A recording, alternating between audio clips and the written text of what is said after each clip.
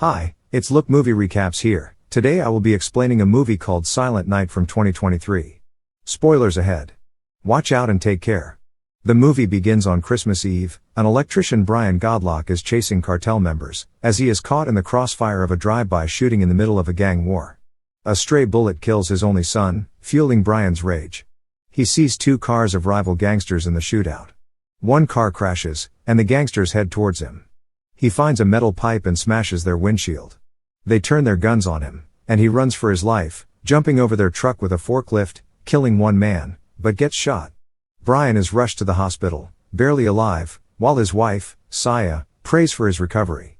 The doctors save his life, and Detective Dennis visits him, leaving his card. Days later, Brian wakes up, and Saya is overjoyed. He starts therapy to walk again, but has lost his voice, causing him great distress. Saya gives him an artificial voice box, but his frustration grows. After being discharged, they drive through a city full of gang violence. They return home, where he remembers happier times with his son Taylor. He is overwhelmed with grief, as he sees Taylor's toys and Christmas presents still in the house. He breaks down in tears, and Saya hugs him. Seeing a news report about Taylor's death, he rips it up in anger. He grabs a bottle of vodka, and silently asks her for help, but she breaks down. The next day, she gets ready for work, and notices that he didn't sleep in their bed. She finds him drinking alone in another room. Memories of their son flood his mind.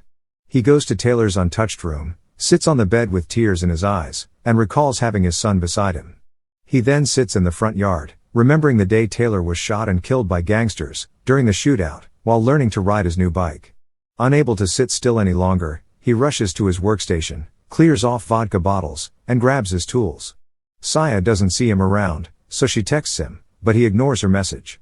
He finds Detective Dennis's card, and heads to the station to speak with him. While waiting, he sees photos of local gangsters and takes pictures. Recognizing Playa, the gangster who shot him, Detective Dennis returns, but Brian has already left. Back home, he pins the photos of the gangsters on the wall, marking December 24th as the day he will take his revenge. He starts working out, and learning how to wield a knife. As his training continues, the distance between him and Saya grows, but he remains focused on his mission. Months later, he buys a used car, and begins modifying it at night. Saya, burdened with bills, hears him working, and starts to break down. He gets firearms training, but initially struggles to hit his targets. Despite this, he buys a stash of weapons, and starts listening to police radios. One night, he tries to spend time with Saya, but she decides to move in with her mother. Heartbroken, he takes out his anger on his training dummy, and sharpens his driving skills. By October, he stakes out the gangsters' hideouts, and takes pictures of their operations. He spots Playa, and follows him, snapping the license plate of a car, and leaving the scene. He becomes a muscular, skilled driver and marksman, ready for his revenge.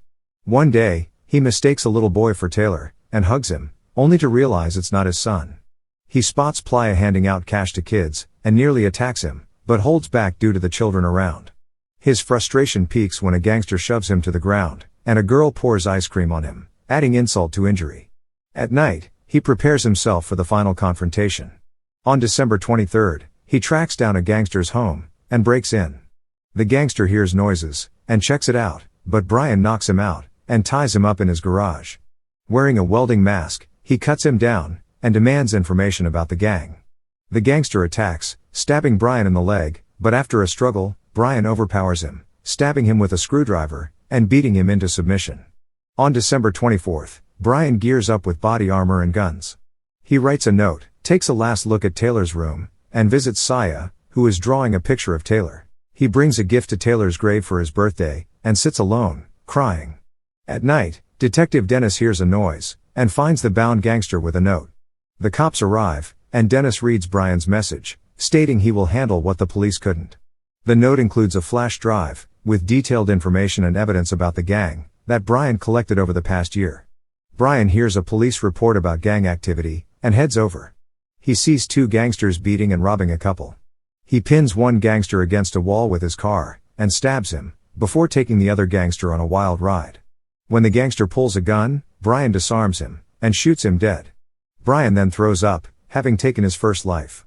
Determined, he goes to the gang's compound, and throws a wrapped package over the wall. A man brings the package to Playa, the gang leader. Inside are the fingers of the dead gangster.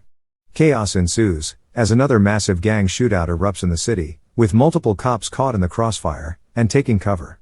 Brian arrives at the scene, and sees a female cop get shot. He drives into the chaos, shooting and killing gangsters, while one man live streams the event to Playa. The gangsters fire on Brian's car, but he manages to push through.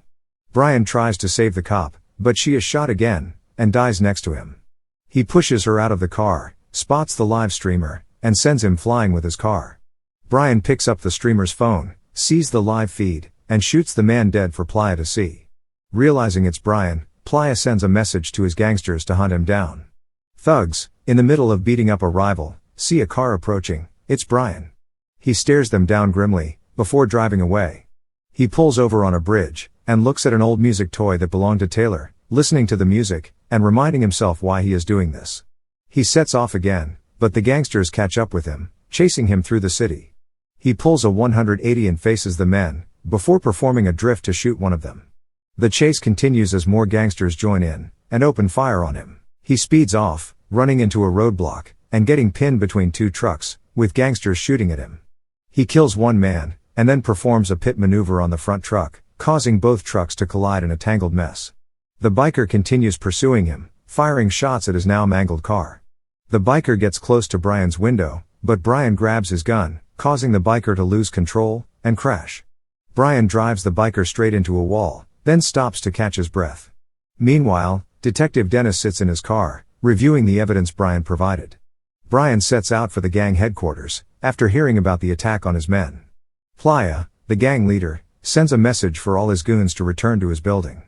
Brian pulls over just outside the gang's building, listening to Taylor's toy, and reminiscing about better days.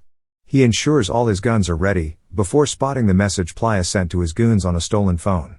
Seeing an opportunity, he gears up and sets out on a motorcycle, to finish what the gangsters started. He manages to slip into the hideout, right behind a convoy of gangsters, and a gunfight erupts. He blows up his motorcycle, causing a massive explosion that sets the men on fire. While his men are being wiped out, Playa is enjoying himself with his companion.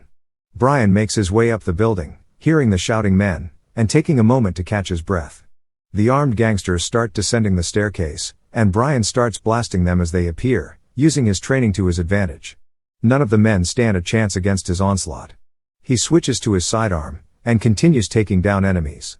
As he tries to reload, he takes 3 bullets to his body armor, but quickly recovers. He sets an explosive trap in the main hallway, but is suddenly attacked by a gangster named Ruiz. Ruiz proves to be much stronger, easily throwing Brian around, and disarming him when he tries to reach for his gun. Brian endures some brutal punches, but when other gangsters set off the bomb trap, distracting Ruiz, Brian manages to stab him in the shoulder. However, Ruiz doesn't stay down, and hits Brian with a suplex move, putting Brian in a tough spot. Meanwhile, Detective Dennis makes his way into the building, passing all the dead bodies on his way. Brian and Ruiz, both out of breath, reach for their guns. Ruiz opens fire, but Brian manages to disarm him, and blows his head off. Detective Dennis comes under attack, but skillfully kills all the men coming at him. He finds Brian, and the two hold guns on each other in silence. Detective Dennis lowers his pistol, showing he's on Brian's side. They come under heavy gunfire from Playa's girl, forcing them to take cover. She reloads just in time to hit Brian, and then shoots Dennis in the arm.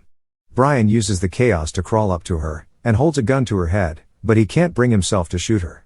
She pulls a pistol and shoots him twice, before shooting Dennis. Brian then shoots her dead. Both Brian and Detective Dennis painfully recover. Brian grabs his pistol and goes looking for Playa. They come face to face, and begin shooting at each other, but Brian takes too many shots to his vest and falls. Playa is about to finish him off, but Dennis shoots in the back, giving Brian the chance to tackle Playa to the ground. He beats and strangles the life out of him, staring into his eyes as life leaves him, picturing a happy Taylor smiling at him. Detective Dennis crawls over to Brian, who is now seeing Taylor's short life flash before his eyes, even envisioning what Taylor's future would have been like. After some time, we see Saya at Taylor's grave, where Brian's toy is revealed to be a train circling the headstone.